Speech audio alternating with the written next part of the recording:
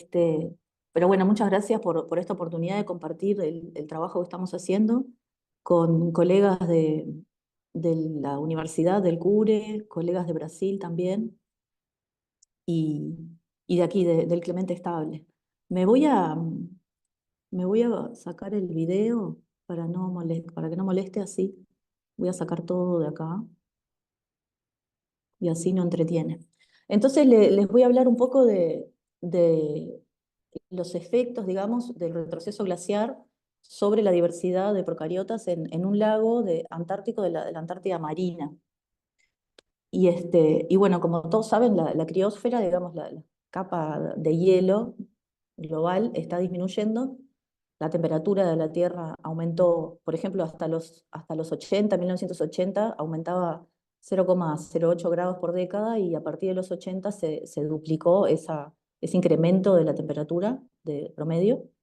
Y bueno, uno de los sitios donde están desapareciendo por todos lados los glaciares, ¿no? Pero uno de los sitios donde se nota bastante es en la Antártida, que se ha visto que de 181 plataformas de hielo estudiadas, hay 118 que perdieron más de 54.000 kilómetros cuadrados desde el 97. Entonces es un sitio donde, si bien está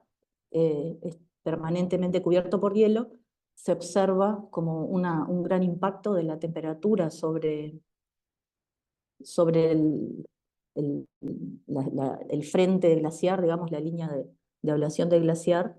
Y bueno, ahí es donde fuimos a estudiar cuál es el impacto, porque cuando se derrite un glaciar se forma un lago, por lo general, ¿no? Si es un glaciar agua dulce, se derrite, van quedando sistemas acuáticos nuevos que tienen determinadas características, que pasan por distintas fases, como por ejemplo de agua, es muy, al principio hay muchas partículas en suspensión, partículas no orgánicas que vienen del polvo del glaciar, ese polvo se tiene que sedimentar, es muy difícil, entonces las tramas tróficas que se establecen van variando, son diferentes debido a las distintas características físicas y químicas que va atravesando el agua, ¿no? Eh, por ejemplo, una de las consecuencias que se ha visto que tiene el derretimiento de algunos glaciares en algunas partes del mundo es que en la fase de la agricultura humana donde se empezaron a usar pesticidas como el DDT, parte de esos pesticidas quedaron atrapados, quedaron condensados en los glaciares, en las capas más recientes, digamos, de hielo, y con el derretimiento de esas capas se ha visto que están aportando, por ejemplo, ahí está aumentando la concentración de DDT, a pesar de que no se usa desde hace décadas, empezó a aparecer de vuelta en algunos sistemas acuáticos. Y, y bueno, eso es preocupante porque están no solo apareciendo nuevos lagos, sino que los lagos ya existentes tienen ingreso de nuevas sustancias que van a alterar el funcionamiento ecosistémico, obviamente. Y bueno, lo que al día de hoy hay una escasez de datos, así como sistemático, un estudio exhaustivo acerca de que tiene el efecto de este retroceso sobre la diversidad. Hay estudios de distintos grupos, pero no se sabe a ciencia cierta el impacto. Hay meta-estudios que están buenos, meta-análisis que intentan ir más allá de cuál es el impacto del retroceso glaciar sobre la diversidad, pero hay falta de información y esto impide, por supuesto, sacar conclusiones sobre cuál es el impacto de esta pérdida de capa de hielo en el funcionamiento ecosistémico. Y bueno, como las bacterias tienen un rol, acá no es necesario convencer a nadie en esta audiencia, por suerte, de que las bacterias tienen un rol muy importante en en el funcionamiento ecosistémico, en los ciclos biogeoquímicos, etcétera, en el reciclaje de la materia orgánica, etcétera. Entonces, bueno, justamente conocer de manera, eh, avanzar en el conocimiento sobre la respuesta que tienen las comunidades microbianas a esta dinámica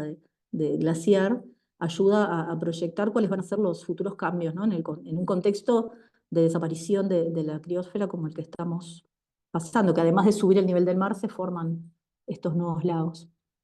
O sea, tiene como distintos efectos. Perdón, estoy con la voz un poco... Entonces, bueno, lo que les traje acá es una parte del estudio que intenta avanzar en el conocimiento acerca de las consecuencias que tiene el retroceso glaciar estudiando a las comunidades microbianas como un proxy de diversidad, ¿no? Bueno, ¿qué pasa con estas comunidades? Y por comunidades microbianas, obviamente en esta parte del estudio me voy a referir a los procariotas, sobre todo a las bacterias, pero también se nos cuelan algunas arqueas. Como les decía antes, la Antártida, si bien el continente está cubierto por hielos permanentes, en la zona cercana a la península antártica, en la parte de la Antártida marítima,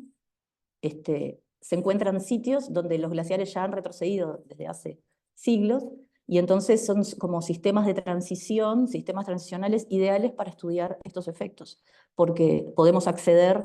a los lagos que hay en este caso, por ejemplo, la isla del Rey Jorge, que los ingleses le llaman el archipiélago de la Shetland del Sur. Tenemos una zona donde este es el glaciar, le llaman el glaciar Collins.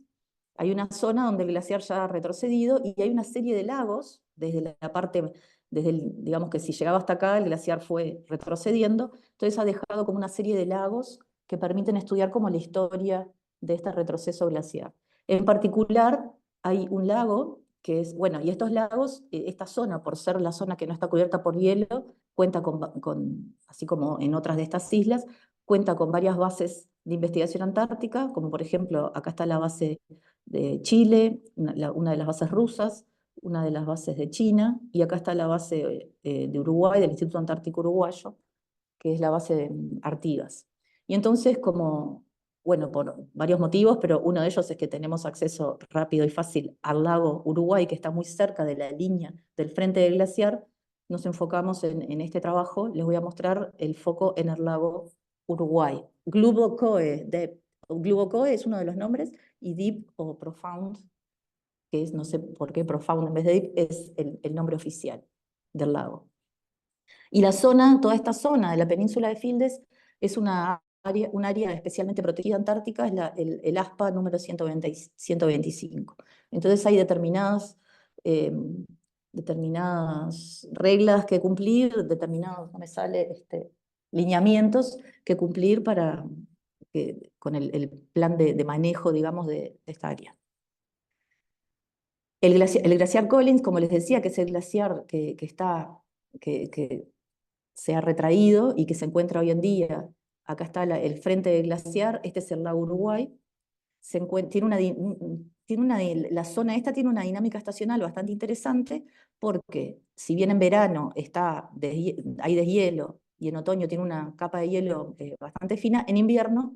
hay hielo, metros de hielo que cubren el lago. Entonces, como que permite no solo un estudio a nivel estacional, la dinámica estacional, sino que también esta región de la Antártida nos permite estudios a nivel de siglos, ¿no? La transición de retroceso del glaciar y también cómo impacta la dinámica estacional.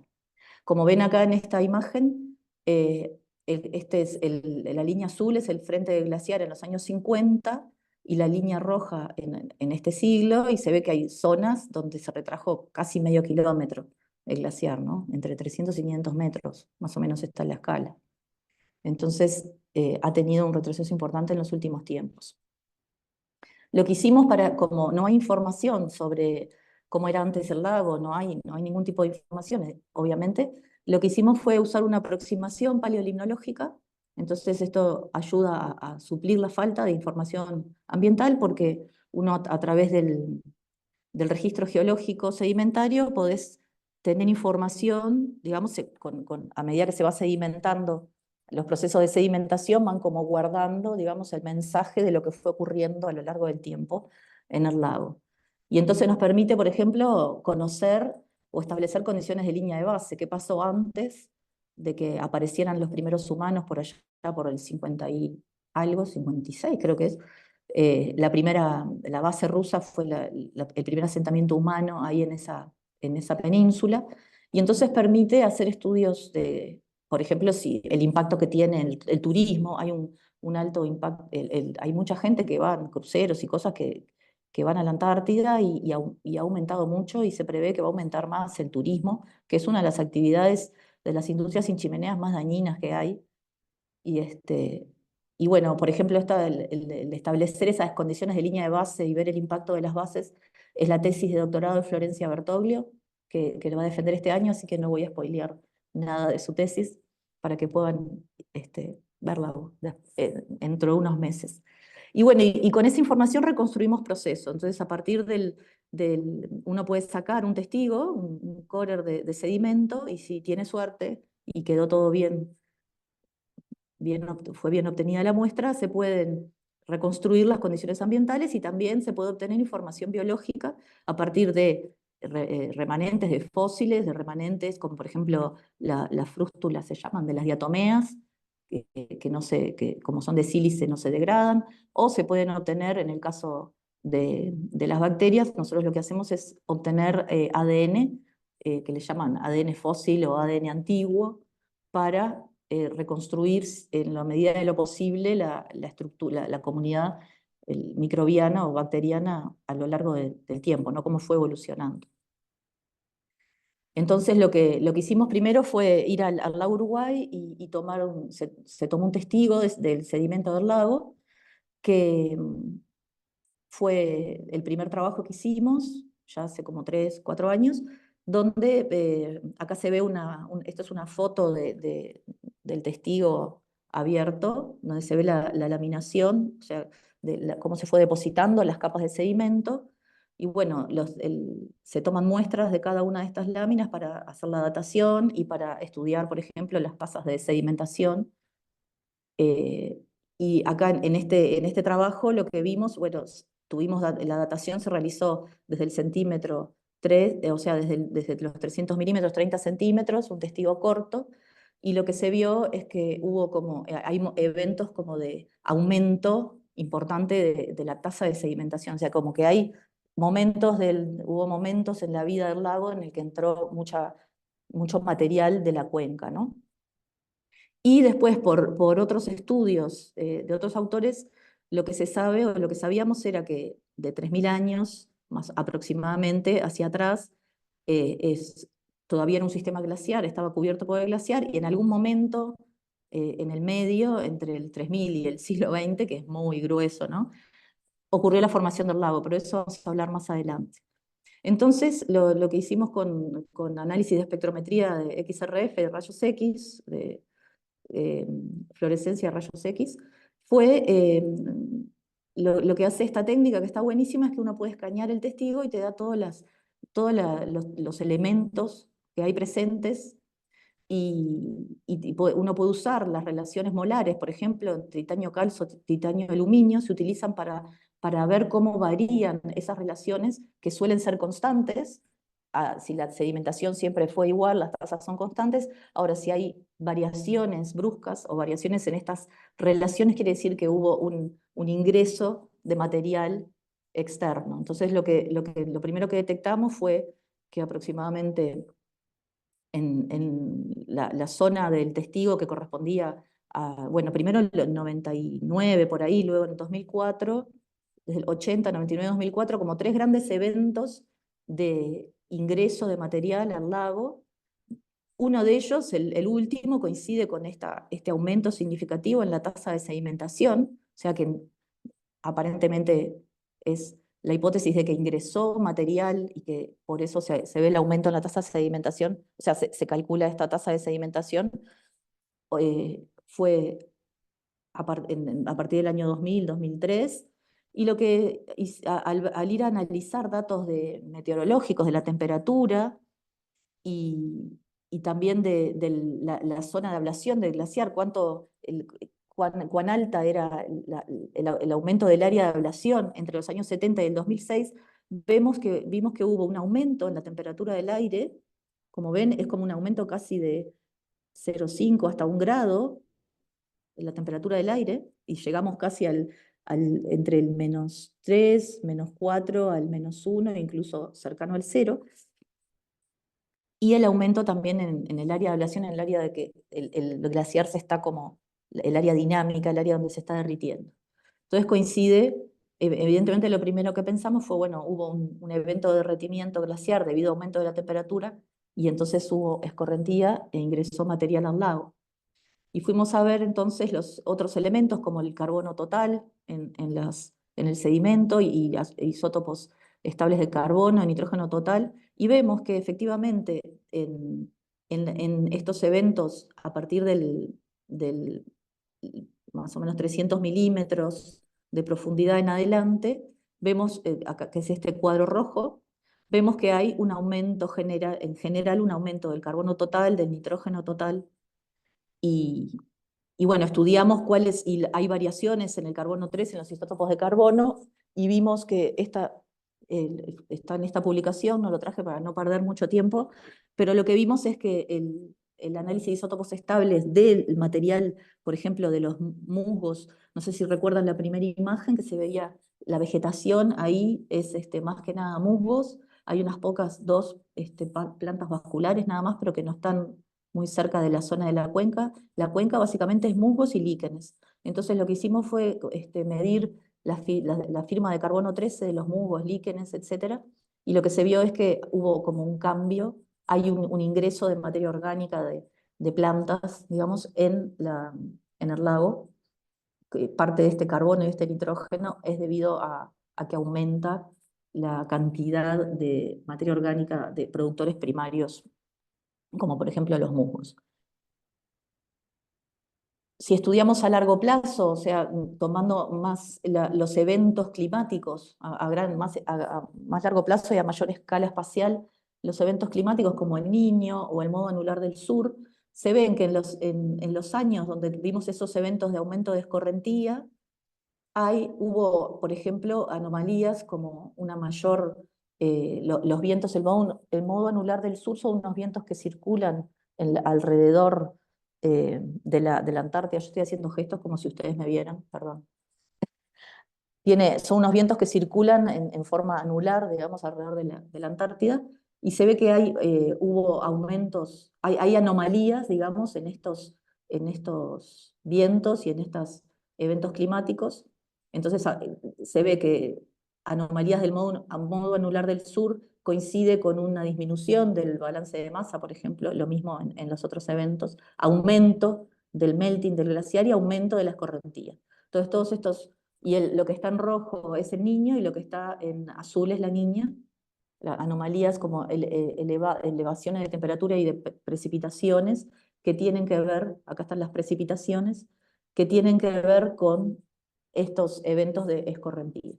Entonces, por ejemplo, vemos acá los puntitos amarillos, son estos tres eventos, y que hay fuertes eventos del niño positivo y del modo anular del sur en los tres eventos niños y niñas. Entonces hay eventos importantes de fusión glaciar, y aumento coordinado con aumento de escorrentía vinculados a estos temas climáticos. Lo cual como que fue como buscarle una explicación a estos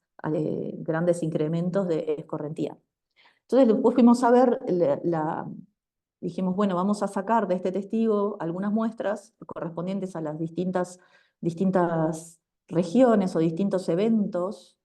Esto es confuso porque son tiempos, no lugares, pero correspondientes a estos distintos eventos. Y hicimos estudios de 16S, de metabarcoding, y vimos que encontramos cambios en la estructura comunitaria, sobre todo disminución en el evento, en uno de estos eventos de alta escorrentía, vemos que hay una disminución en la riqueza específica y en la diversidad, pero teníamos en este trabajo, teníamos pocas muestras, porque el testigo había sido sacado con otros fines, que eran de estudiar más la geoquímica, ¿no? del lago y la parte de la ablación del melting del glaciar. Entonces no estaba tomado con las condiciones de esterilidad necesarias como para hacer que valiera la pena un estudio exhaustivo de la comunidad microbiana. Sacamos algunas muestras, hicimos 16S y vimos que a nivel reciente, o sea, del último siglo, vemos estos eventos de aumento de temperatura global, aumento de anomalías del niño, la niña, etcétera, vinculados a derretimiento, aumento de escorrentía y disminución de la riqueza y de la diversidad microbiana debido a este ingreso de material que, como verán, hay material orgánico, pero es muy poco, tiene mucho material inorgánico también. La cuenca es más que nada piedras. Y bueno, ahí son estos son los grupos o las OTUs en ese momento que estaban las más abundantes y las que sufrieron más cambios a lo largo del tiempo. Y lo que tiene trabajar en las muestras antárticas es que por lo general, en muchos casos, se llega solo al orden de filo y es imposible llegar un poco más allá en el nivel de resolución taxonómico. Básicamente lo que vimos que tenían los que de las más abundantes, las que tenían mayor disminución en las últimas décadas, el último siglo, debido a estos eventos, son del grupo este, el Candidate Field Radiation, que son por lo general lo que se sabe, lo poco que se sabe, porque no son cultivables, es que han sido cultivadas, es que son genomas pequeños y que son de sistemas oligotróficos porque cuentan con pocos sistemas para captar nutrientes. O sea, tienen sistemas específicos de captación de nutrientes. Tienen poca diversidad metabólica, lo que hace también pensar que algunos de los filos son simbiontes de otros organismos,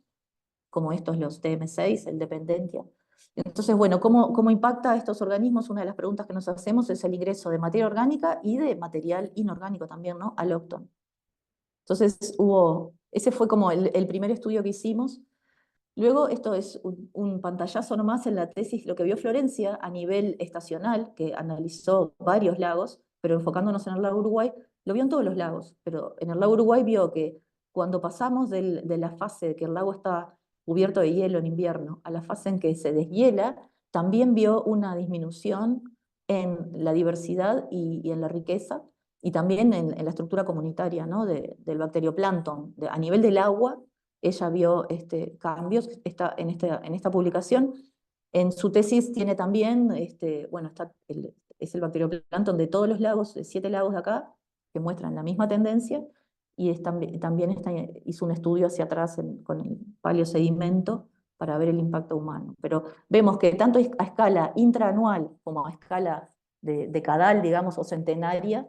el deshielo de estos lagos provoca la disminución de la diversidad y cambios en la estructura comunitaria, ¿no? A corto plazo. Entonces, lo que hicimos fue, bueno, vamos a buscar otro testigo para ver, esta vez, hacer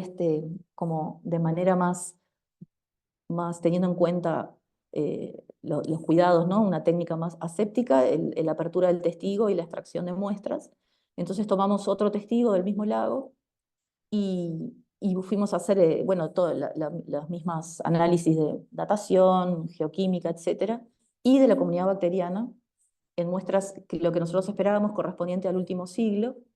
en un testigo que tenía un poco más de 1 metro de tamaño. Lo que vimos es que por el testigo que sacamos, por cuestiones metodológicas, iba desde 4.900 años atrás a 1.000 años. O sea que fue un testigo que abarcaba 3.000 años. Esto lo vimos cuando hicimos la datación, se mandó a hacer de vuelta la datación hasta que finalmente nos dimos cuenta de que cuando sacamos el testigo se cerró el sistema antes de que el testigo cayera. O sea, el testigo cayó y se cerró y nos perdimos la última capa, la capa más reciente. Entonces lo que obtuvimos fue un testigo de 3.000 años, abarcaba 3.000 años de la historia del lago, y bueno, nos interesó también ir a analizarlo. Hicimos de vuelta carbono total, nitrógeno total, la relación carbono-nitrógeno y algunos isótopos, y lo que vimos es que haciendo análisis en base a la geoquímica y a la parte sedimentaria de las muestras, en este análisis de clúster, lo que vimos es que había como 3 grandes grupos de muestras, teniendo en cuenta todas estas variables, y estas muestras eran la zona más profunda del testigo, que abarcaba desde el año 4.900 a 3.000 y algo. Como ven acá, encontramos una anomalía que también lo mandamos varias veces a datar con plomo y con carbono, tuvimos que datar esta parte, porque nos daba una edad de 43.000 años. Entre medio un testigo que iba de 5.000 a 1.000, encontramos una parte del sedimento de 43.000 años, que después vamos a ver un poco cuál es la explicación que tiene esta pequeña acá anomalía que no viene con el resto de la datación. Y lo que vimos es que tanto el carbono como el nitrógeno y su relación tenían variaciones. Las fuentes de materia, esto es un análisis de isótopos estables hechos a estas 3 zonas. donde se calcula a través de la composición y de los cambios en el carbono 13 y en el nitrógeno 15, se calcula en base a datos conocidos de cuál es la relación entre estos isótopos en distintos organismos, calculamos cuál es el aporte de los líquenes, de los musgos, el aporte de materia orgánica microbiana y de otras materia orgánica particulada digamos, a la cantidad de carbono y nitrógeno que hay a lo largo del tiempo que hubo en el lago. Y lo que vimos es que básicamente el principal aporte que tiene este lago de materia orgánica es debido a los musgos que están ahí, como ustedes vieron en la orilla, en la cuenca. En menor medida a los líquenes, y esta varió un poco a lo largo del tiempo. Y luego materia orgánica particulada, digamos, no diferenciado su origen, y microbiano. Como vemos, el aporte relativo de cada una de estas fuentes de carbono no varió a lo largo del tiempo, y son las principales fuentes de carbono que se encontraron. O sea que esos lagos son oligotróficos y bueno, y no tienen mucho tampoco de dónde entrar carbono de la cuenca. Cuando fuimos a ver, también hicimos extracción de casi 100 muestras de ADN y amplificación del 16S para estudiar la riqueza, etcétera, y la estructura comunitaria, y vimos que encontramos cambios a lo largo del tiempo, pero también acá solamente esto para que vieran que logramos sacar ADN de esta muestra que tenía casi 40.000 años, y lo que vimos es la dominancia de unos pocos grupos en esas muestras. Vemos que tenía muy poca diversidad, muy poca riqueza y una alta dominancia de unos pocos grupos. Obviamente lo atribuimos el ADN de esa edad estaba ya en un proceso de degradación y de transformación química que impide no solo su purificación y su obtención, por lo poco que hay, sino también su amplificación. Aunque les parezca mentira, como son sistemas fríos, el ADN se mantiene, o sea, tuvimos una concentración de ADN de estas muestras tan antiguas que fue bastante alta, y contrariamente a lo esperado, esperábamos obtener menos ADN en las zonas más profundas, digamos, o más antiguas, e ir obteniendo más cantidad o ADN de mejor calidad a medida que nos acercamos en el tiempo, porque hace menos que están ahí, pero en realidad a lo largo de todo el testigo se mantuvo la concentración y la calidad, menos obviamente en esta zona que tuvimos menos concentración que en el resto. Y bueno, en esta tabla lo que hicimos fue elegir, porque teníamos miles de ASBs, por supuesto, elegir aquellos que son los más abundantes, los que dan cuenta por lo menos del 50% de la abundancia total, y hicimos análisis de especies indicadoras con el índice el INVAL, para ver cuáles son especies indicadoras de cada uno de estos tres procesos que yo les mostraba acá, que tenían como diferencias a nivel del carbono total, del nitrógeno total y de los isótopos, ¿no? Entonces, que clusterizaban diferente. Y acá incluso en esta zona media, yo me olvidé de contarles, como ven, la zona media que va desde los, yo qué sé, 3.000 y pico a 2.500 años,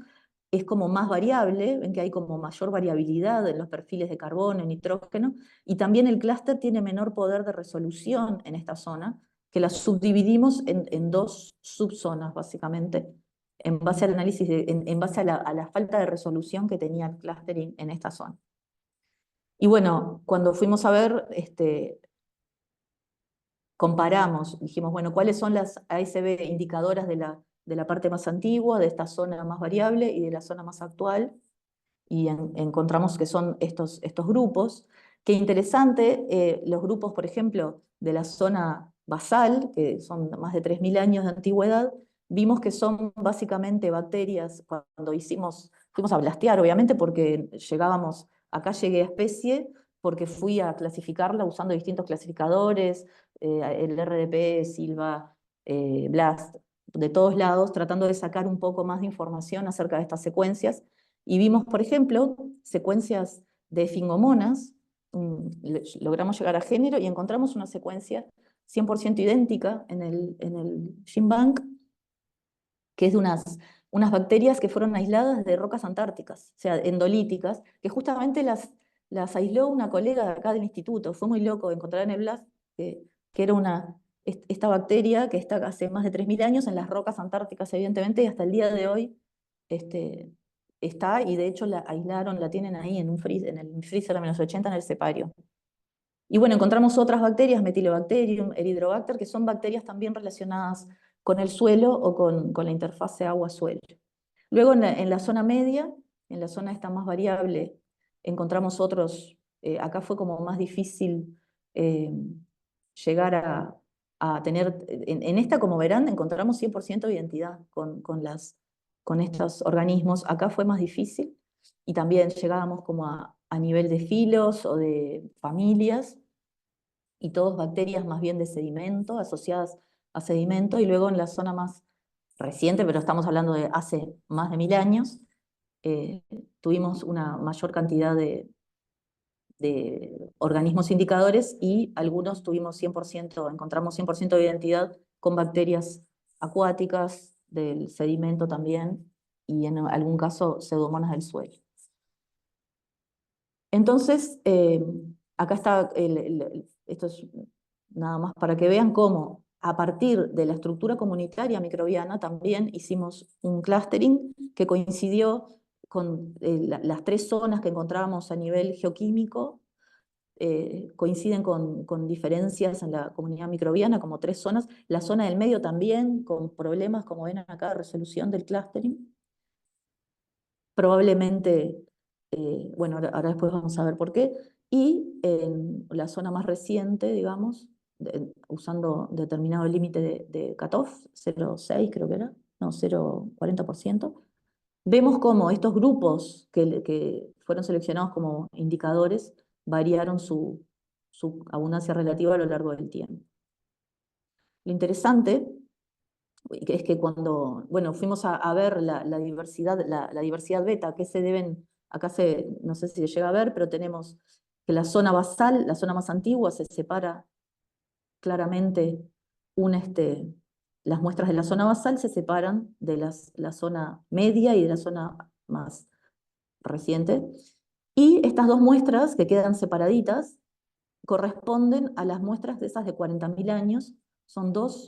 el centímetro 52 y 53 corresponde a esas muestras que les decía de 43.000 años.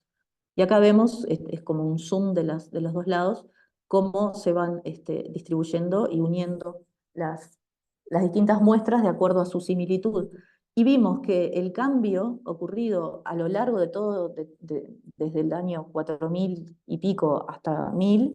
estos cambios que diferencian a las comunidades, a la estructura comunitaria, se dieron más que nada por el reemplazo, este es el índice de Simpson y el índice de Nestedness, vimos que se dieron sobre todo debido al reemplazo de especies. O sea que desaparecen unas especies y aparecen otras. Y bueno,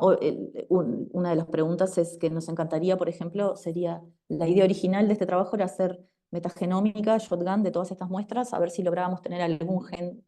funcional, pero bueno, no nos alcanzó todavía, no hemos tenido el dinero para hacerlo, pero por lo menos hemos visto como este proceso donde lo que vemos es que en la zona basal, la firma de carbono, nitrógeno y el tipo de microbios que encontramos, y teniendo en cuenta lo que conocemos de la zona y otros artículos, es el momento en que todavía estaba el glaciar Collins. El glaciar estaba todavía, no era un lago, sino que era zona glaciar. Entonces, esa comunidad microbiana que vemos de las rocas endolíticas, etcétera, la explicación es que era, y como ven, era como más, vamos un poco para atrás, perdón, acá en la parte geoquímica, esta es la zona donde todavía, es la época en la que todavía estaba el glaciar tapando lo que después sería, como una gran oquedad, me imagino yo, en el suelo, que luego cuando se derrite el glaciar se formaría el lago. Y la zona esta que correspondía a 40.000 años, lo que vimos es que en la zona cercana, no sé si llega a ver acá como unas cositas más oscuras, son unos depósitos de material que le llaman las morrenas o moraines en inglés, que creo que la traducción es morrenas en español, que son como desprendimientos de suelo, de tierra o no, sí, de materiales, que han sido datados. Esto es de un trabajo donde dataron algunas de estas morrenas y que hay algunas que tienen entre 30 y 39.000 años. Entonces, probablemente en alguno de los eventos, el glaciar primero cubría esa zona. Hace 2000 y pico de años empezó el retroceso del glaciar, pero no es un proceso constante, sino que es un proceso dinámico. El glaciar retrocede y después se vuelve a formar, retrocede y avanza, y se va como erosionando y va empujando la tierra. Entonces, en alguno de esos momentos se pudo haber un depósito de alguna de estas morrenas, y por eso tuvimos en el medio del testigo unas edades eh, tan antiguas, ¿no? Que no corresponden con el resto del testigo. Esa sería como la explicación geológica. Pero además, ay, perdón, estaba admitiendo a alguien. Además, en esta zona, digamos que era cuando estaba el glaciar, a partir del año, no sé, 2900, una cosa así, el glaciar empieza a retroceder, y por eso, y acá también esa es una zona donde les decía que el glaciar retrocede y avanza, y entonces hay como una gran, hay mucho ruido en la señal, porque de repente durante, puede ser décadas o muchísimos años, está tapado por el glaciar, y en determinado momento se derrite. Entonces las firmas y también el titanio aluminio, a ver qué estaba al inicio. Ah, no, acá no se los mostré el titanio aluminio. Bueno, no importa. El titanio aluminio también tiene una gran variabilidad. Quiere decir que hay eventos de que entra agua, eventos en que está congelado, y por eso esta zona es la que da como menos resolución, menos resuelve el clúster, porque es una zona de alta variabilidad. El glaciar ahí se estaba retirando y se está formando como el lago, pero estos lagos, como les decía, cuando recién se forman por el derretimiento, que tienen mucha suspensión de material mineral. O sea, recién se está formando un ecosistema. Y a partir del año 2600 por ahí se estabilizan los índices, se vuelve todo más bonito, todo más estable, y es el establecimiento de un ecosistema lacustre hace aproximadamente 2500 años, que se acuerdan que yo les había mostrado que se sabía que aproximadamente hace 3000 años, según las inferencias, se había formado este lago. Y bueno, nosotros acá logramos datar que hace aproximadamente 2600 es cuando se forma las características de materia orgánica, de carbono, nitrógeno y toda la parte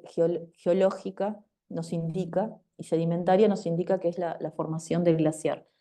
Y lo interesante es que si vemos el depósito de 40.000 años que aparecía al final de la era de cuando todavía estaba el glaciar, que decíamos que puede ser por un depósito de una de estas morrenas, fuimos a ver, y las especies indicadoras las especies mayoritarias o casi las únicas, son estas que yo les decía, de Fingomonas y Herbaspirillum, que están en la roca y quedaron sedimentadas ahí por el desprendimiento. Y estas esfingomonas están hasta el día de hoy formando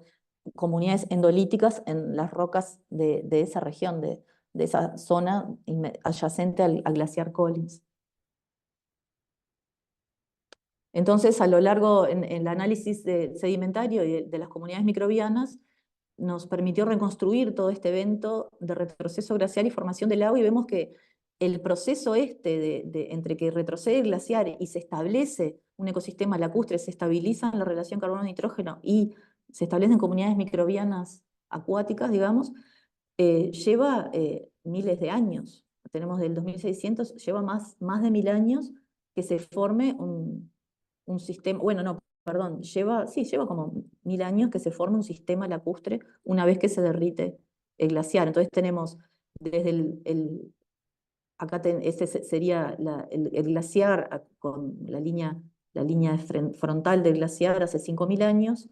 4000 años más tarde se empieza a retroceder y se empieza como a formar el lago, pero es ese lago que yo les decía, ¿no? Es un lago que todavía no está establecido propiamente, no tiene características de lago, sino que hasta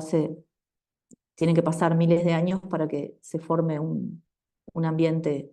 proglacial, o sea, un lago, un sistema lacustre. Entonces, la consecuencia que tiene esto, si estamos recién comenzando a evidenciar la desaparición de glaciares en distintos lugares, en varios lugares del mundo, por ejemplo, los glaciares de alta montaña, y se están formando muchos lagos que tienen características, zooplancton, etcétera, características particulares. Son lagos que van a demorar mucho tiempo,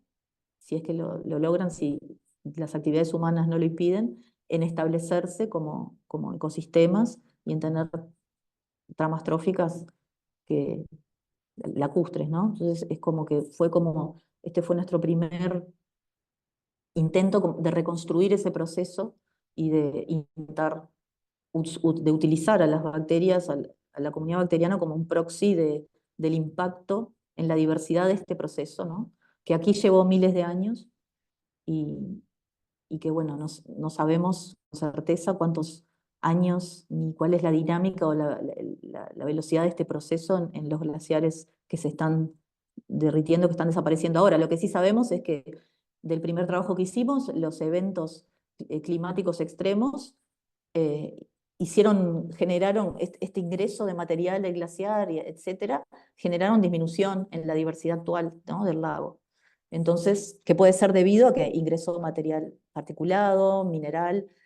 Nosotros sabemos, hicimos experimentos en el lago Uruguay para ver cuál es la actividad microbiana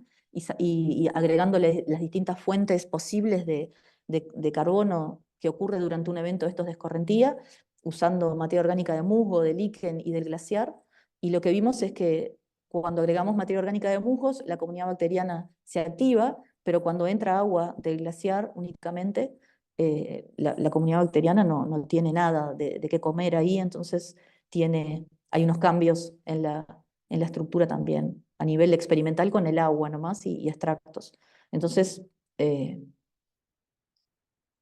los impactos a nivel funcional es lo que nos queda ahora por explorar. Intentamos usando algunas de estas herramientas de predicción in silico, pero como llegamos únicamente a nivel, a veces de filo, de familias, no son muy confiables los resultados obtenidos. Entonces, como que los dejamos de lado y el objetivo, si estaría bueno, es tratar de aplicar genes funcionales, ¿no? De secuenciar genes funcionales para ver cómo este proceso y este avance y retroceso y bueno, y los procesos estacionales o asociados a eventos extremos climáticos afectan la biodiversidad. Y bueno, muchas gracias, no los entretengo más. Esto fuimos todas las instituciones que han aportado y a la que pertenecen los investigadores que participaron de esta propuesta. Muchas gracias.